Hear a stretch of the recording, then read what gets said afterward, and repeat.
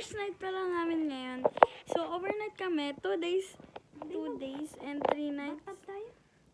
And, mababathtub kami. So, let's go to the bathtub in the CR. Ilalagay natin to sa kama.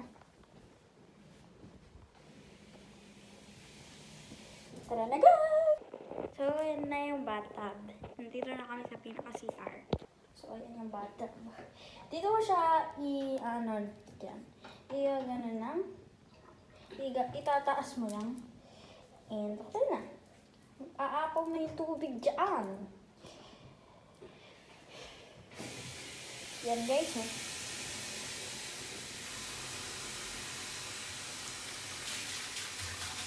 So, by the way, ito yung mirror. Hi!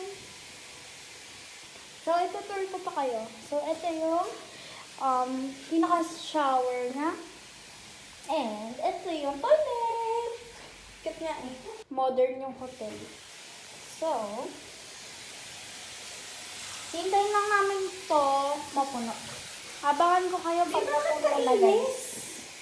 Abangan ko kayo pag puno na. Papapunuin muna namin. So guys, sorry, hindi ko papakita sa inyo kung paano kami maliligo kasi nakahubad kami. So sorry guys. A-update ko na lang kayo pag tapos na kami maligo, okay? Kakatapos na maligo. Hindi, kanina pa talaga kami tapos. Pero, ito yung palipad. Hi guys. So, ayan yung medyo magulo na yung namin, hotel. Floor. Room kasi. Tapos may inaabangan kaming bed. Room. Ano kind of bed yun?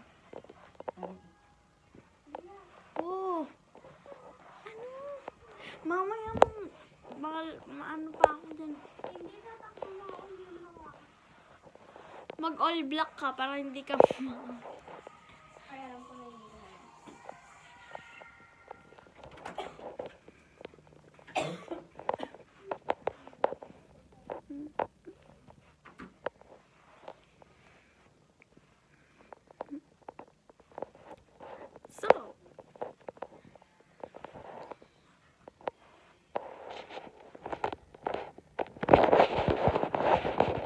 So,